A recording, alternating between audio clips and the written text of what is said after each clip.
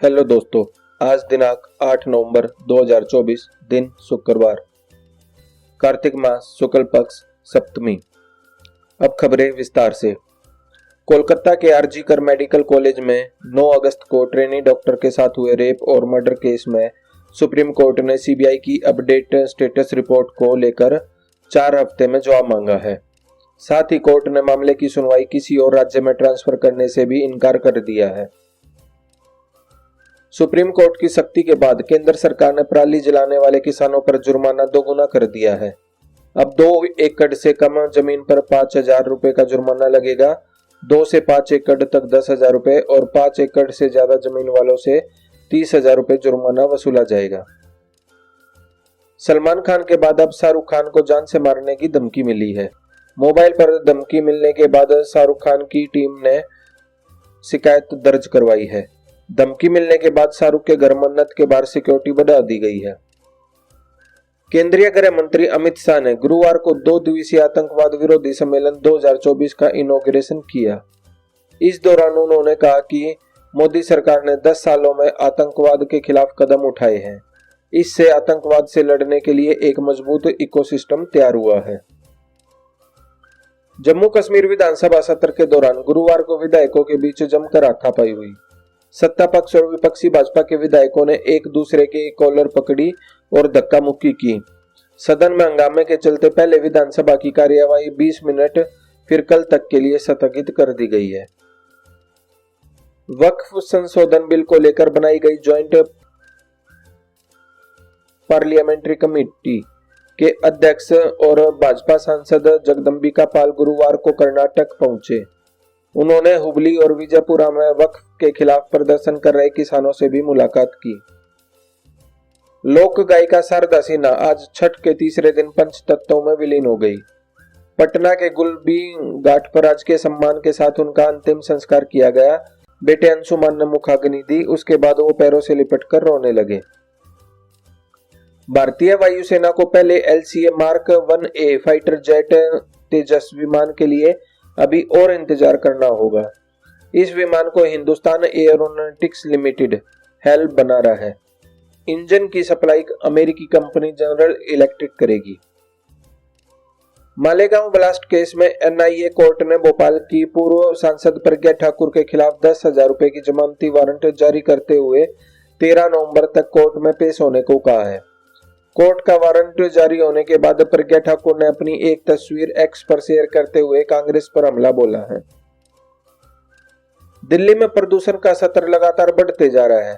पिछले कुछ दिनों से दिल्ली की हवा लगातार गंभीर कैटेगरी में दर्ज की गई है।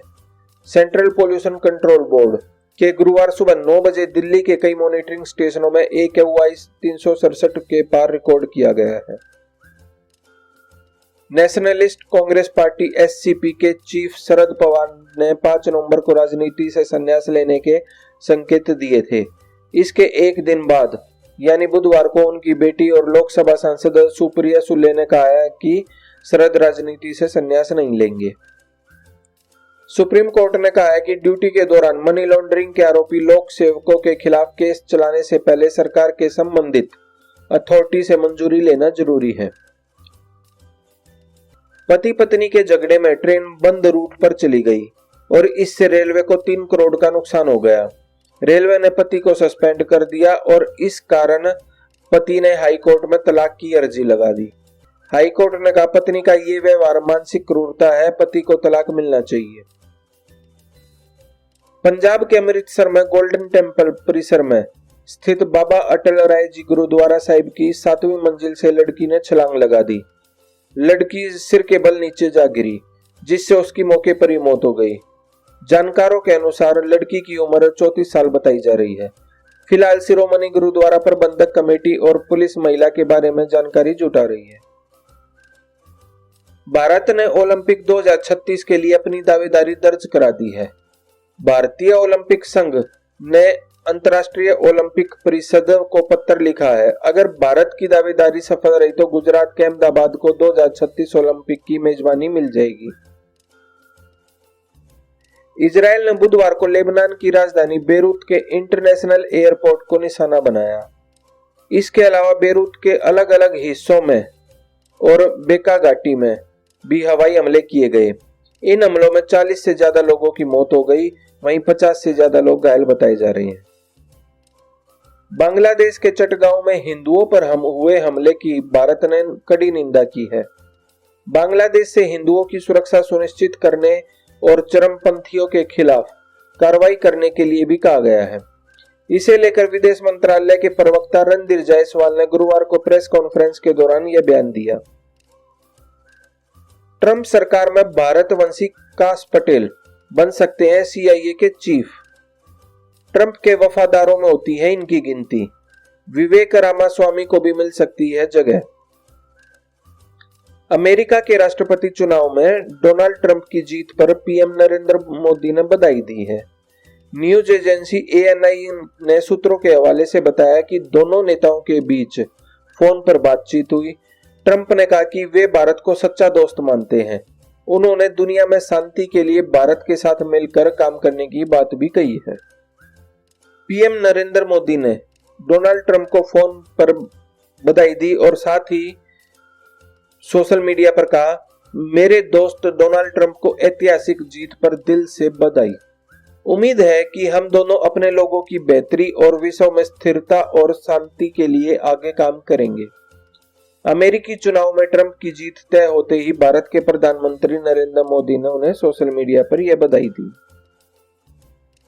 बांग्लादेश के चटगांव में इस्कॉन मंदिर और सनातन धर्म पर विवादित टिप्पणी से हिंदुओं में नाराजगी है।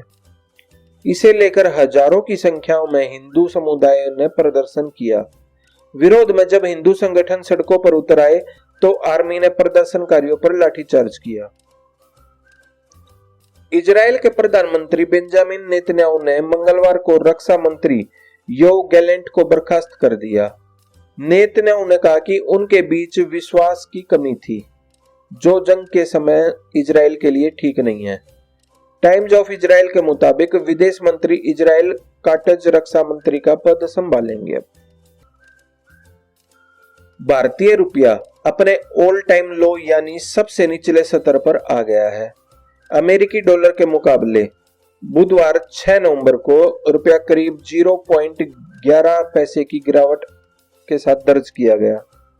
दिन भर के कारोबार के बाद यह 84.23 रुपए प्रति डॉलर के स्तर पर बंद हुआ।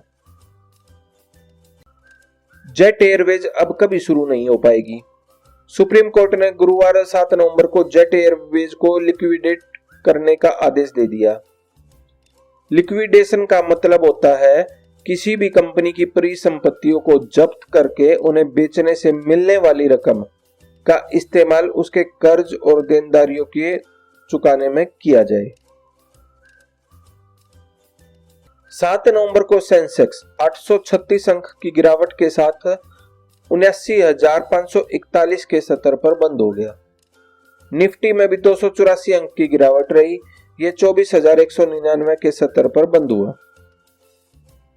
India Boolean and jewellers association के अनुसार 10 ग्राम 24 कैरेट गोल्ड का भाव 1580 रुपए गिरकर 76,556 रुपए पर आ गया। वहीं चांदी 2,748 रुपए गिरकर 90,153 रुपए प्रति किलो हो गई। तो दोस्तों, आपको हमारी ये वीडियो कैसी लगी? अगर आपको हमारी ये वीडियो अच्छी लगी हो तो लाइक, शेयर, सब्सक्राइब करना ना भूलें। Thanks for watching.